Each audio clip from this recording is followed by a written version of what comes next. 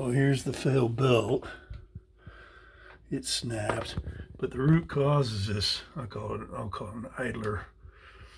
For the drum, that bottom one had failed. Looks like, I don't know, quite some time ago. But again, the thing had not made any noise. That one's turning free. You can see on the drum itself where that had been rubbing, leading to the belt failure. And then we get back over here to the accumulation of dirt.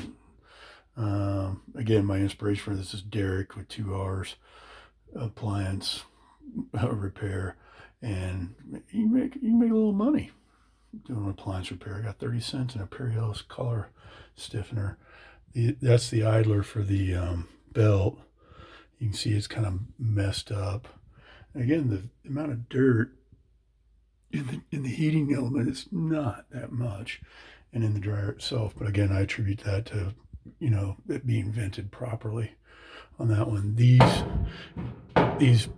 are spinning without any problems. I'm not going to replace those on that one, but that front one that's gone, it's going to get replaced, and I'll get this cleaned up. I got to order that.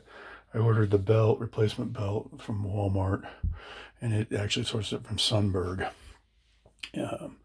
which is did that. So I'll go online and see about getting that idler wheel that's failed, get it replaced.